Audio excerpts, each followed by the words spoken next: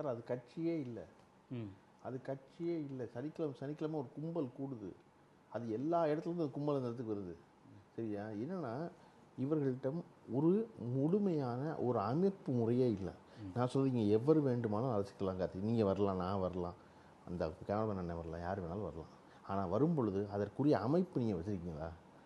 அந்த அமைப்போடு இருக்கீங்களா? யார் யாருக்கு பொறுப்பு அப்படிங்கிறது இல்லையா? அப்படி ஒரு பொறுப்பு இருக்குது அந்த கட்சியில். முதல்ல இதுதான் ஏன் அன்றைக்கி ராத்திரி எல்லோரும் ஓடி போனீங்க? நீங்கள் போயிட்டீங்க.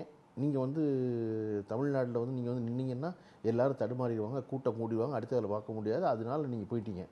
அதுக்கு அடுத்த கட்டத்தில் யாரும் இருக்கணுங்க? ஒருத்தருமே இல்லையே, இன்றைக்கி வரையும் இல்லையே, இப்போ வரையும் இல்லை. நாள் 5 ஆச்சு, 5 நாளாக யாருமே இல்லை இந்த கரூரில்.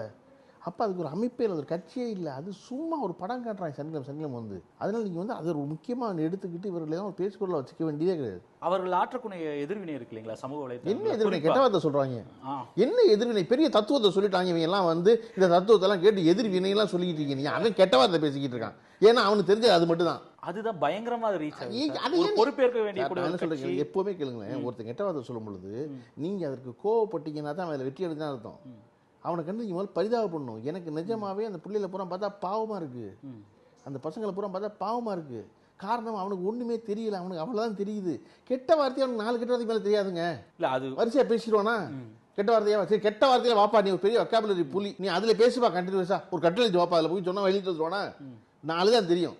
அதுக்கு மேலே ஒன்றுமே. அப்புறம் பிளாஸ்ட் பண்ணுறோம் தான், வைப் பண்ணுறோம், பிளாஸ்ட் பண்ணுறோம், எல்லாரையும் தெரிச்சு ஓட விடுறோம். அப்படின்னு மொத்த வொக்காபுலரியும் 100 வார்த்தைகள் அடங்கிடும். ஆனால் அதுலேயே அவர்கள் சொல்லக்கூடிய விஷயம், ஒரு இளைஞர் வந்து துண்டு போட்டு ஒருத்தர் சொல்கிறாரு, என் முன்னாடியே 4 பேர் மயக்கம் போட்டு விழுந்துட்டாங்க, ஒருத்தங்க வந்து தங்கச்சியின் கல் விழுந்துருச்சு, மெட்டியெல்லாம் உடஞ்சி போச்சு, அதை சொல்லிட்டு செம்ம மாசுங்க அப்படின்னு சொல்லக்கூடிய இருக்கு இல்லையா? இந்த இளைஞர்கள் நீங்கள் சொல்லும் போது உங்களை பார்த்து பரிதாபப்படுறோம். ஆனால் அந்த ஒருத்தருடைய பெயின் இருக்குல்ல, வலியை கொண்டாடுற ஒரு மனநிலை, இதை வந்து சார் அது அவனுக்கு தெரியாது. நான் என்ன சொல்கிறேன், அவன் பூரா மாங்கலாயிடுச்சு, அறிவு வளர்ச்சி குன்றியவங்க. அவனை போய் நீங்கள் கண்டு பரிதாபம் தான் பண்ணணும். ஐயோ இந்த பிள்ளை இப்படி இருக்குகளே அப்படின்னு. நீங்கள் என்னென்னா சாதாரணமாக உங்கள் வீட்டில் உங்களையும் என்னையும் எல்லோரையும் என்ன சொல்லி வளர்த்துருப்பாங்க அப்படின்னா, பெரியவங்க வந்தால் எந்திரின்னு சொல்லி வளர்த்துருப்பாங்க.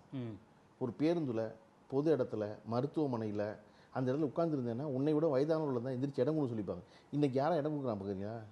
எல்லாம் குனிஞ்சு ஃபோனை பார்த்துட்டு இருப்பான். இந்த பக்கம் யார் இருக்கானே தெரியாது.